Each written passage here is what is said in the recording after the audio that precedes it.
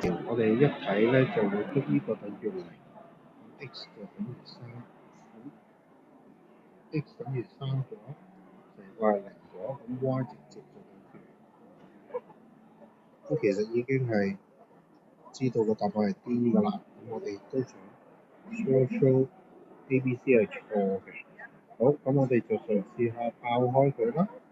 咁就 y 等於，好啦，咁嘗試下爆開佢，咁就 y 等於5加 x square 減 x 加9，即係 x square 減6x 加14。但係由於 ax square 咧，個 a 咧係 positive 係1嚟嘅，即係大過0，大過0就代表咩啊？就代表 double，咁所以 a 就正確。好，咁我哋再睇埋啦。put x 等於0 ，y 咧就直接知道咧等於14嘅啫。咁所以 y 係14咧，嗰個 c 都錯，佢個 y 係所以 c 都錯。好啦，咁我哋再睇呢個係 x intercept 喎，咁所以我哋就 put y 等於0啦。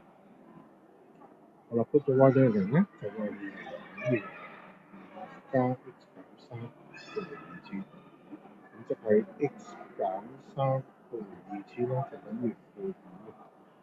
咁 x 減3咧就要係開方負5啦。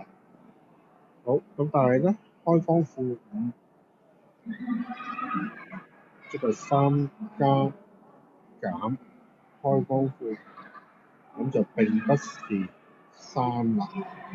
咁所以呢一個咧 B 都係錯。咁所以咧答案就係 D 啦。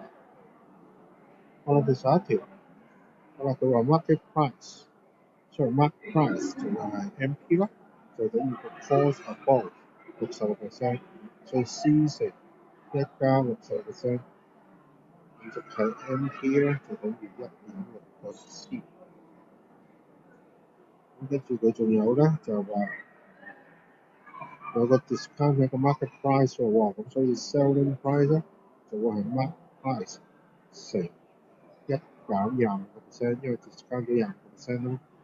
咁即係 SP 咧就會等於0.7 MP。呢個 equation 1，呢個 equation 2。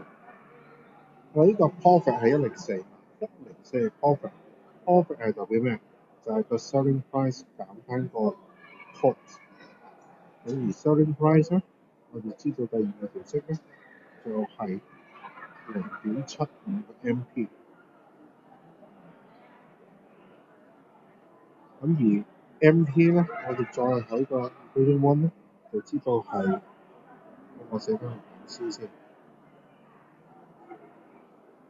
咁 MP 咧，我知道係1.6個 C。好啦，咁所以咧，我哋就會係抽個 C 出嚟，呢度104啦。咁所以咧，我哋就會抽咗個 C 出嚟，咁就會再減翻個1咧，咁就會係0.2啦。咁最後個 C 咧就會等於220，所以個答案咧就係 I 啦。